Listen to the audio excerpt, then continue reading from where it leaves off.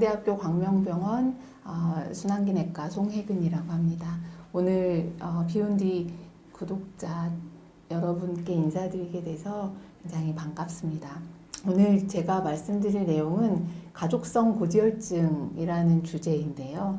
이미 이제 비욘디에서 고지혈증에 대한 주제로 많은 선생님들이 좋은 강의를 해주셔서 저도 이렇게 봤더니 좋은 내용들을 하셨어서 제가 이제 그런 부분은 또 할 필요는 없을 것 같고, 저는 이제 관상동맥 질환, 심근경색, 그리고 이제 치료 후에 어떻게 예방을 하고 또 이제 재발을 되지 않게끔 치료를 하는 그런 역할을 하고 있는데요. 그러면서 저희가 실제적으로 병원에서 느끼면서 여러분과 나누고 싶었던 이야기들이 있어서 이거를 가족성 고지혈증 토픽으로 한번 나눠보도록 하겠습니다. 보통 이제 고지혈증 하면은 뭐 약간 콜레스테롤이 높고 운동하시면 뺄 수 있고 뭐 식사 조절하면 뺄 수 있고 뭐 이제 이렇게 되어 있는데, 요 가족성 고지혈증은 조금 달라요. 우선 간혹 가다가 심장병이 유전이 되나요? 이렇게 여쭤보시는 분들이 계세요. 심장병은 유전이 되는 부분도 분명히 있습니다. 근데 이게 심장병이 유전이 되는 게 아니라 이런 가족성 고지혈증처럼 어떤 특별한 상황이 유전이 되면서 심장병을 일으키기도 하거든요. 그래서 이런 부분을 오늘 말씀드릴게요. 심장병도 유전이 되나요? Yes or no. 그래서 어떤 부분은 유전이 되는데 환자 케이스 가지고 한번 말씀을 드려볼게요. 응급실에 환자 한 분 오셨는데 40대 후반의 남자 환자셨어요. 근데 이분이 형님이 심장병으로 사망하신 장례식장에서 발생한 흉통으로 오셨거든요. 오셨는데 LDL 콜레스테롤이 200이 넘었고요. 그다음에 아버님이 40대 중반에 심장병으로 사망을 하시는 가족력을 가지고 계셨습니다.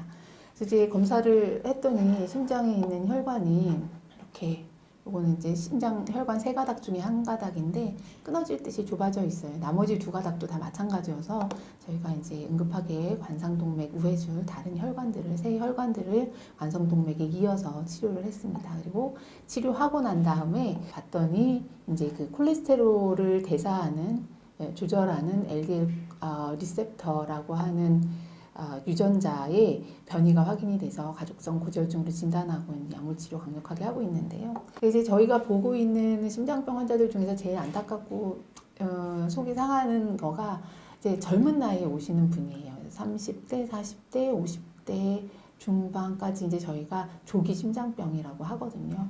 어제는 20대 환자분도 계셨는데, 그래서 이렇게 젊은 나이에 오는 심장병은 사실 어떻게 하면 예방을 할 수가 있을 부분이 있는데, 그래서 그 부분이 무엇인지 오늘 말씀을 드릴 거고요.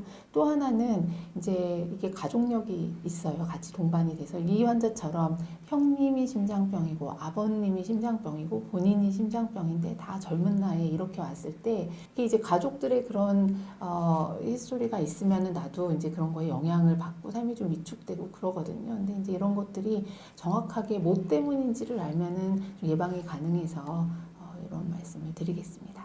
요거는 이제 2022년에 지질동맥경화학회에서 발표한 가이드라인, 개정된 가이드라인에서 발췌를 했는데요. 이제 다른 그 강의들도 보시면 고지혈증은 어떻게 딱 타겟이 있는 게 아니라 이렇게 이제 위험도를 나누어서 그 위험도에 맞게 치료를 하는 것으로 되어 있습니다. 그래서 그러면 어떤 사람은 더 타이트하게 조절하고 어떤 사람은 좀 그냥 생활습관 개선하고 할 수 있는가, 그거를 나누는 기준이 요 이제 심혈관 질환 위험 인자인데요.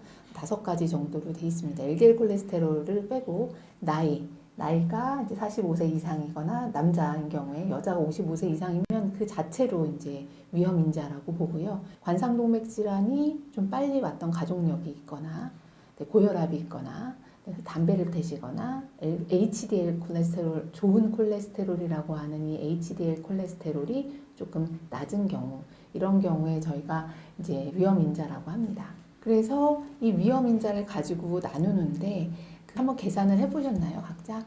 다시 한번 보여드리면, 뭐 나는 몇 개, 1개야, 2개야, 이제 이렇게 계산이 되실 텐데, 그래서 저 위험군은 그냥 LDL 콜레스테롤 160 정도 맞추면 된다고 되어 있습니다. 160 이하로. 근데 2개 넘어가게 되면 130 이하로 하라고 그러고요. 이제 당뇨병이 있으면 또 얘기가 좀 달라집니다. 당뇨병은 이제 그 자체로 되게 강력한 심장병의 위험인자이기 때문에 당뇨병이 진단된 지 10년이 안 되고 다른 위험 인자가 없는 경우에도 100 이하로 낮추라고 되어 있고요. 당뇨병이 진단이 되고 10년이 넘거나 아니면 아까 이런 위험 인자들이 있는 경우 혹은 심장병이나 뇌졸중이나 뭐 다른 이제 혈관 질환이 있는 경우에는 70 이하로 낮추라고 합니다. 그리고 이제 관상동맥 질환이 심장병이 확실하게 있었을 때는 이제 55로 낮춰라. 이번에 개정된 것이 이제 낮으면 낮을수록 좋다. LDL 콜레스테롤 55로 낮춰라. 이제 이 숫자를 이렇게 보시면 다시 이제 이 환자의 LDL 콜레스테롤 220이 굉장히 높은 걸 아실 수 있을 겁니다. 이 환자는 알고 있었어요. 본인이 고지혈증이라는 걸 알고 있었는데 이제 체중이 좀 나가시고 해서 체중 빼야지. 내년에 체중 빼고 오세요. 체중 빼고 오세요. 그래서 이제 이렇게 200이 넘은 채로 이제 30대 후반부터 계속 건강검진을 받고 계셨었던 상황이었습니다.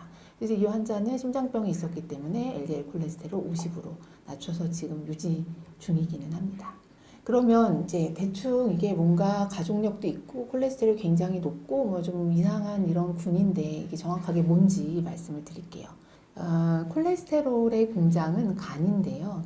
간에서 콜레스테롤을 흡수해가지고 분해도 하기도 하고 저장도 하기도 하고 다시 쓰기도 하고 재생성도 하기도 하고 이제 이게 간에서 모든 것이 이루어집니다. 근데 간에서 이루어지려면 어쨌든 콜레스테롤이 간으로 들어가야 되거든요. 그래서 간에는 이렇게 수용체가 있습니다. 집게같이. 그래서 콜레스테롤이 오면은 콜레스테롤을 집어먹어서 간으로 들어가게, 공장으로 이제 들어가게 하는 역할을 하는데 이 수용체에 이제 문제가 있는 거죠. 그래서 이 수용체를 발현하는 유전자에 이상이 있으면 이 수용체가 기능을 하지 못합니다. 기능을 하지 못하면 콜레스테롤이 간으로 들어가지를 못하고 우리가 이제 먹은 콜레스테롤이 이제 이렇게 흡수가 되지 못하고 둥둥 떠다니게 되고 그렇게 되면은 혈관 안에 이제 이 콜레스테롤이 쌓이면서 동맥경화반이라고 하는 것도 형성이 되고요.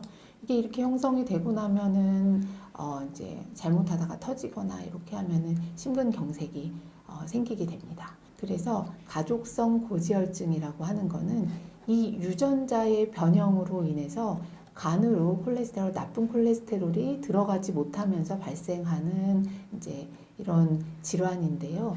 이 유전자 이상이 상염색체 우성으로 이렇게 유전이 됩니다. 그래서 상염색체 우성이면 엄마나 아빠 중에 한 명이 이게 병이 있다 그러면 아이에서 50% 확률로 유전이 되는 거예요. 그래서 그러니까 가족 중에 한 명이 있으면 이제 그 가족은 50%의 확률로 이제 이렇게 가족성 고지혈증을 같이 공유하게 되는 겁니다.